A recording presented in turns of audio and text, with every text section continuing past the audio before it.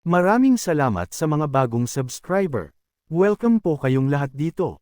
Ang chapter na ito ay nagsimula sa pagpapatuloy ng laban na nagaganap sa pagitan ni Javier at ni Ken Navarro. Kung saan nagawang maputol ni Javier ang kamay ni Ken Navarro sa pag-atakeng ginawa nito. Sumubok pa na umatake si Ken Navarro pero di hamak na mas malakas sa kanya si Javier kaya napilipit ang kamay nito. Pero ang estatwa ng Fallen Angel ay tuloy-tuloy na nawawasak. Kung saan makikitang nababahala si Javier. At pagkatapos ay nagkaroon ng isang malakas na pagkidlat na galing sa mala-black hole na magic na direktang tumama sa town hall ng namaran kung nasaan sila Javier at ang iba pa. At nagkaroon ng malakas na pagsabog sa loob nito, na naging dahilan ng pagliparan ng mga tipak ng bato. At dito ay makikita na gumamit ng magic spell si Siluria na tinatawag na Earth God Shield at ito ang nagsilbing panangga na nagprotekta sa mga sibilyan na nandito. Makikita na magkaharap na nakatayo si Javier at Ken Navarro. At sinabi ni Ken Navarro na katapusan nyo na. Mga walang kwenta at basurang nilalang. Lahat kayo ay mawawala at masusunog hanggang sa maging mga abo sa mga kamay ng Hell Knights. At dito nga ay nagsimula ng lumabas ang Hell Knights kung saan makikita ang malaki nitong kamay at espada na tila nagbabaga pa.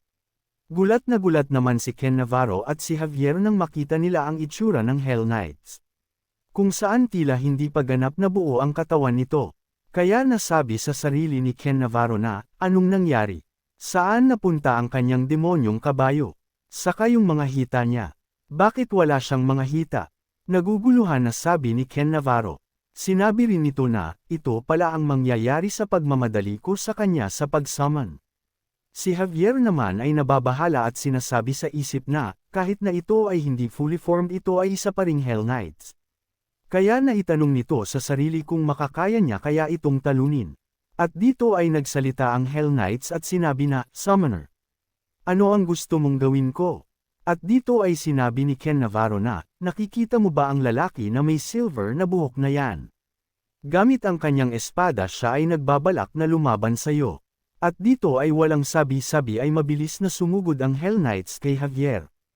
Pero nagawa naman na mapigilan ito ni Javier. Pero naramdaman ni Javier na tila niyanig ang buong katawan nito sa ginawang pag-atake ng Hell Knights. Kung saan nasabi nito na kahit na siya ay gumamit ng aura at mana ay di nito matatalo ang Hell Knights. At dito nga ay biglang napunta sa likod ni Javier ang kalaban kung saan hindi agad nakapag-react si Javier. Mabuti na lang ay nandito si Siluria na gumamit ng Wind Dagger kung saan nakatulong ito kay Javier para makaiwas sa atake ng Hell Knights. Kaya naman dahil dito ay nagalit ang Hell Knights. At mabilis na inatake si Siluria na tila nanigas sa takot. Sa pagkakataong ito ay si Javier naman ang nag-rescue sa kanya. Gamit ang Aura Sword sa pag-atake ay nagawa nitong mapugutan ng ulo ang Hell Knights.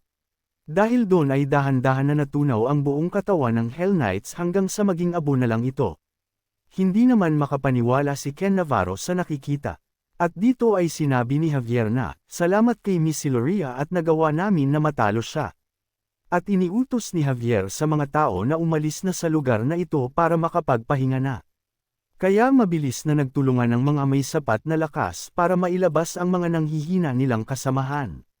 Sinabi ni Javier kay Ken Navarro na, ngayon ay ihahatid na kita sa Royal Palace, at dahil sa mga pangyayaring ito ay hindi mo maiiwasan ang parusa na kamatayan. Sa una ay makikita na tila nag-aalala ito. Pero joke lang pala dahil maya-maya ay ngumiti na animoy may di magandang gagawin, kaya naman tila nagtataka si Javier. At dito ay sinabi ni Ken Navarro na, masyado ka pang bata kung kaya wala kang alam kung anong klase meron sa impyerno. Paglingon ni Javier sa likod nito, ay nakita niya na dahan-daang nabubuo muli ang katawan ng Hell Knights, at nang makabalik na ito sa kanina nitong postura, ay sinabi ni Ken Navarro na, maaari mo siyang mapinsala kahit na ilang beses. Pero magiging balewala lang yan dahil ang Great Hell Knights ay paulit-ulit lang na magge-generate. Dito ay sinabi ng Hell Knights na, naramdaman ko na malakas ka matapos ng sabayan nating atake kanina, pero di ko inakala na ganito ka pala kalakas. Pagpasensyahan mo na kung medyo minaliit kita. At pagkatapos ay itinaas nito ang kanyang espada. At sinabi na, ako si Gilexius, ang commander ng unang pangkat na nagsisilbi sa Master of Hell. Ngayon ay simulan na natin ang tunay na labanan paghahamon nito kay Javier. Kaya naman sinabi ni Javier na, "Ako si Javier Asheran, magiting na knight ng Frontera family. Humanda ka at ibabalik kita sa sinapupunan ng iyong pananggalingan." At dito nga ay makikita ang dalawa na nakahanda na sa pag-atake, at pagkatapos isang iglap ay makikita na magkaharapan na ang dalawa. Mabilis ang palitan ng mga atake ng dalawa kung saan makikita na nakakasabay si Javier sa Hell Knights. Kaya naman nasabi ng Hell Knights na, magiging masaya ang laban na ito. At nagpatuloy na nga ang paglalaban ng dalawa. Makikita na halos pantay lang ang lakas ni Javier at ng Hell Knights, kung saan makikita na nagagawang iwasan ni Javier ang mga mabibilis na pag-atake nito na animoy nagte-teleport sa sobrang bilis ng pagkilos nito. Pero ganun pa man sinabi ni Javier na, ang kanyang pakikipaglaban ay tila isang bar-bar lang na parang hindi sword fighting, pero gayon pa man nakakapagod din na iwasan ang mga atake niya. Kaya kailangan ko makahanap ng pagkakataon para sa magandang atake. At pagkatapos ay inihagis ni Javier ang kanyang gamit na espada, pero sinalag lang ito ng Hell Knights gamit ang mga kamay nito. Pero ang plano pala ni Javier ay gumamit ng Aura Sword. Pero bago ito magsagawa ng atake ay sinabi nito sa sarili na, kung ang Hell Knights ay buo ang mga legs malamang ay mas lalo pa siyang mahihirapan. At dito ay umatake si Javier ng Aura Sword Slash. Pero biglang nawala ang Hell Knights kaya napaisip si Javier kung saan ito manggagaling. At pagtingin nito sa sahig malapit sa kinatatayuan niya ay lumabas ang espada ng Hell Knights. Pero nagawa naman ni Javier na ma-anticipate ang pag-atake ng Hell Knights. Makikitang nabitawan ng Hell Knights ang kanyang espada kung kaya nabigyan ng pagkakataon na makapagsagawa ng magandang atake si Javier, pero bago pa man natuluyang maglanding ang atake na iyon ni Javier ay nagawa naman na mahawakan ng Hell Knights ang paa nito. At si Javier ay nakatikim ng isang malakas na balibag na ginawa ng Hell Knights. Kaya makikitang suka ng dugo si Javier.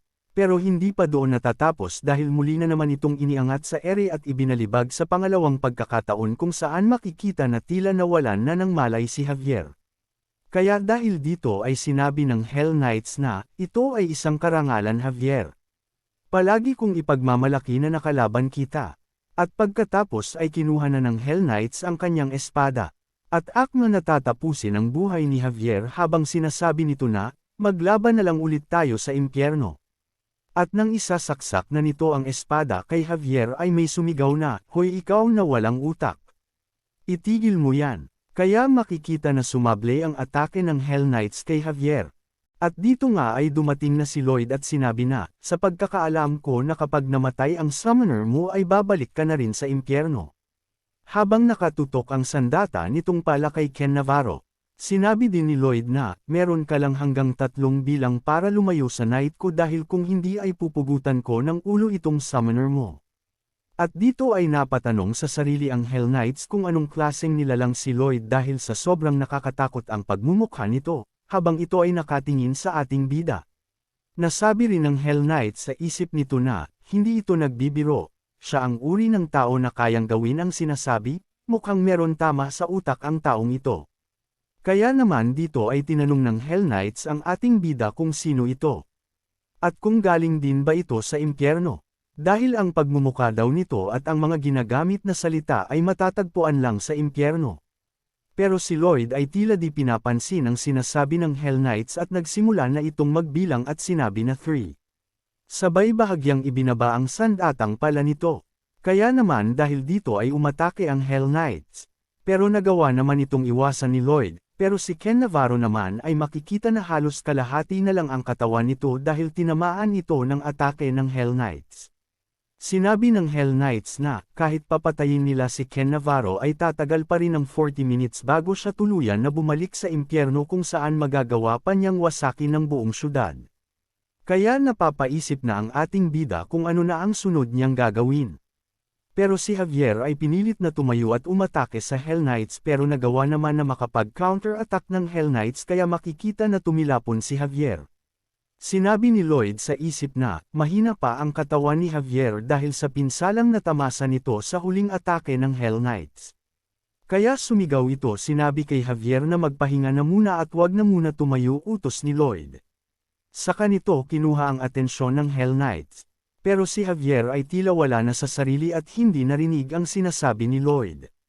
Kaya muli itong tumayo habang sinasabi sa sarili na, ngayong nandito na si Master Lloyd ay may tsansa na kaming manalo. Si Lloyd naman ay inatake ang Hell Knights ng Fire Blast pero madali lang itong sinangga ng Hell Knights. At dito ay naghanda na ang Hell Knights ng atake para sa nawalan na malay na si Javier.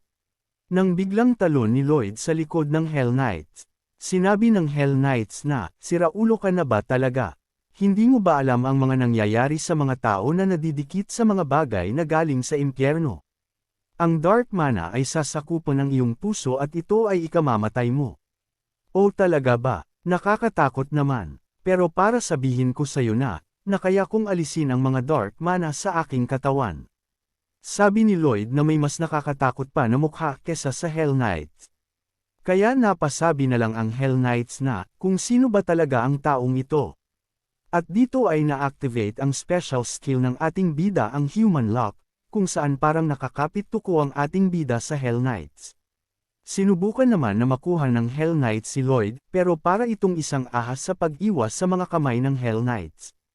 Kaya makikitang napipiko na ang Hell Knights sa ating bida. Hanggang sa ginamit nito ang kanyang ulo at iniuntog kay Lloyd kung saan matapos tamaan ay makikitang napabitaw ito mula sa pagkakalock sa Hell Knights. Umatake ang Hell Knights kay Lloyd pero nagawa niya naman itong iwasan.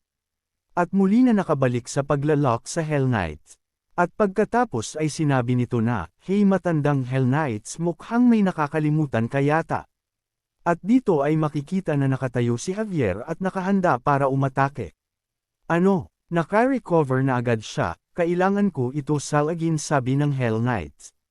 Pero dahil sa Human Lock skill ni Lloyd ay di na nito nagawang maiwasan pa ang atake ni Javier. Pero sa pangalawang pag-atake ni Javier ay nagawa nito na makapag-teleport pa itaas kaya nakaiwas ito. Pero mabilis naman itong sinundan ni Javier. Habang ang Hell Knights naman ay bonus na kay Lloyd dahil kahit saan ito mag-teleport ay nakadikit pa rin sa kanya si Lloyd. Sinabi ni Lloyd na, "Di hamak na mabilis na kumilos si Javier kumpara dati," pero nagtataka naman ito kung bakit halos hindi makasabay si Javier sa bilis ng Hell Knights. Pero biglang sinabi ng messenger na, ito ay humingi ng permiso para i-activate ang Article 37, Clause 1, ng Messenger Contract. Naguguluhan naman si Lloyd kung ano ang sinasabi ng messenger. At dito ay sinabi ng messenger na dahil sa Article 7 na ito ay dito ay makakatanggap si Lloyd ng mga direct advice o mga clue kung paano tatalunan ang kalaban. At sinabi ng messenger na, "Kanta. Suho Kim, matatalo mo siya kung kakanta ka." Anong klaseng advice ba yan? Inis na tanong ng ating bida. Habang patuloy pa rin sa paghahabulan sina Javier at ang Hell Knights nang biglang mapatigil ang Hell Knights. At dito ay nagsimula na nga na kumanta si Lloyd. Kaya naman ang Hell Knights ay nahihirapan na kumilos. Patuloy sa pagkanta si Lloyd. Habang ang Hell Knights ay pinapahinto si Lloyd sa pagkanta dahil sa sagwa ng boses ng ating bida. Dahil sa nakikita ni Lloyd ay iniutos na nito kay Javier na tapusin na ang Hell Knights. Pero maging si Javier pala ay apektado din ng kanyang pagkanta. At dito ay naalala niya ang kanyang nakaraan kung saan sinabi niya na aware siya sa kanyang singing ability kung saan maging ang mga magulang nito ay pinapatigil na siya sa pagkanta.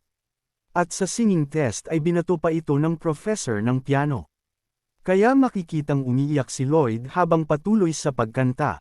Balak ng Hell Knights na daganan ang ating bida pero, nagawa nito na baliktarin ang sitwasyon at ang Hell Knights ang kanyang naibalibag kung saan sinundan naman ni Javier ng atake gamit ang Aura Sword na tuluyang nagbalik sa impyerno sa Hell Knights. Dahil dun sinabi ni Lloyd kung natalo na ba nila ito. Pero sinabi ni Javier na, hindi pa tapos. Pakiramdaman mo ng maigi ang paligid at ang mana sa loob ng kwartong ito. Kaya pinakiramdaman nga ito ni Lloyd, "Diyan ka lang sa likod ko," tila nag-aalala na sabi ni Javier. Pero ngumiti si Lloyd at sinabi na, "Huwag ka na mag-alala dahil hindi na siya mabubuhay ulit." Kaya sinabi ni Javier, "Paano ka nakakasiguro na hindi na siya mabubuhay?" Tinanong naman ito ni Lloyd na, "Gusto mo ba makipagpustahan?" At sinabi na pupuste siya na patay na ang Hell Knights.